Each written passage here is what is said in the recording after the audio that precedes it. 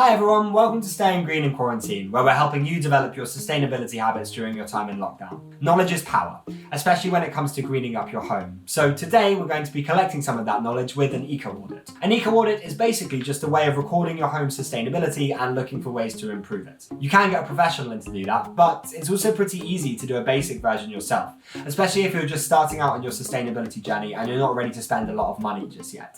There are lots of different areas to consider when you're doing an Eco-Audit of your home, so we're going to be splitting this up into different topics across a number of videos. Today, we'll be looking at heating and specifically keeping your house warm. That means insulation, but it also means checking the inside and outside of your home for air and moisture leakage. Yes, that might not sound sexy, but remember that over half of your yearly energy bills are spent on heating your home. Put bluntly, making sure that your home is heated effectively not only can save you hundreds of pounds, it also saves energy and is better for the planet. Doing an eco-audit isn't just about greening your home, it's about getting in the habit of looking for the small changes you can make easily to live more sustainably. An eco-audit comes in 3 steps. First, identify. We're going to identify the potential problem areas. Second, test. We're going to test those areas. And then third, record. We're going to record down any areas that we find an issue to be fixed later. So the first thing to do is find all the heated and unheated spaces in your home. Heated spaces are places like bedrooms, bathrooms, living rooms, anywhere that people actually are. Unheated spaces are unheated and anywhere that people aren't, places like the attic or basements or the cavities between the walls. A good example here is the cavity between the roof outside and the wall here, and that's exactly what this big triangle is. Once you've noted and had a look around, you want to draw out a sketch that shows where the heated and unheated spaces are and how they come into contact, because the places where they meet is going to be a key area of heat loss. The next and final step in this stage is to note down any places where there's a puncture in the wall of the heated areas of your house that would lead to an unheated area. You're looking for things like plug sockets or light switches, but also windows, doors, chimneys, even pet flats, and where different types of building materials meet. Anywhere where there's a hole between a heated space and an unheated space can lead to an airflow, which would mean heat loss. As you're going around and looking at these things, you want to note them down in your sketch so you know to come back and test them in the next stage. Great, so now we've identified all the potential problem areas, it's time to move on to stages 2 and 3, testing them and recording the results. I've set up a little Excel spreadsheet and you can download that via a link in the description, but anything you want to use to note down what you're finding is going to work perfectly. Now, the place to start with testing is testing the insulation of the walls between heated and unheated spaces. And when you're doing that, you want to just take a look at them to start with. Is the wall obviously uninsulated? Is it solid stone or brick like the wall behind me? If it is, it probably doesn't have any insulation, so you're going to want to note that down.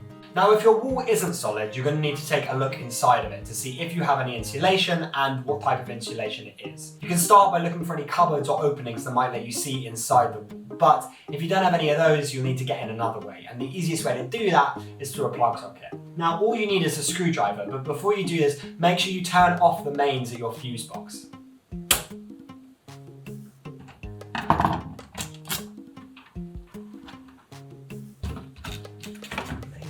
Okay, so it's quite a small gap, but you can quite clearly see the insulation inside it. So you can see it's that kind of like pink fluffy insulation just on the inside, just here.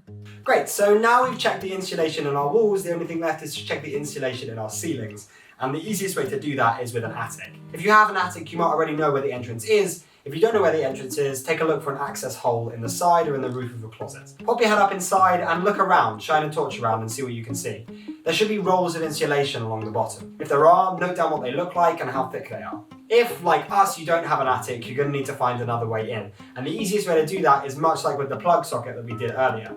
You're going to need to take off or look inside of a light fixture, and then you should be able to see the gap in your ceiling and the insulation that's inside. So now that you've checked out your insulation in your walls and your ceiling, the last thing to do is test for any actual air leakage. The first thing to do is go through that list and just do a visual inspection. Check any windows, doors, all the places that you've identified for potential cracks or anything that is obviously missing. If you're looking at windows, check that the sealant is in place and that it isn't broken. If you're looking at doors, make sure the door has a sweep underneath it and that it has sealant around the edges. If any of those things are missing, just note them down in your Excel spreadsheet as something you're going to want to fix later. And once you've done that visual inspection, it's time to check for any air leaks that you can't actually see. So grab yourself either a candle or an incense stick. If you hold it up to each of the potential problem areas and you notice a movement in the flame or smoke, it's likely that there's an air leak. Try and work out exactly where it's coming from and then note that down in your Excel spreadsheet as as well. And if you can probe a little deeper to work out exactly what the problem is, that's also a good idea. And that's the final step. You should now have a pretty complete idea of just how energy efficient your home is and everything you can do to make it more so. Remember, we're going to be sharing videos on how to audit other parts of your home and also tips on how to fix some of the common problems you're likely to run into. Thanks for watching today. We hope you're feeling excited to take a close look at your home and everything you can do to make it more eco-friendly. If you enjoyed this video, please like it or share it with some of your friends. And as always, stay home, stay safe, stay green.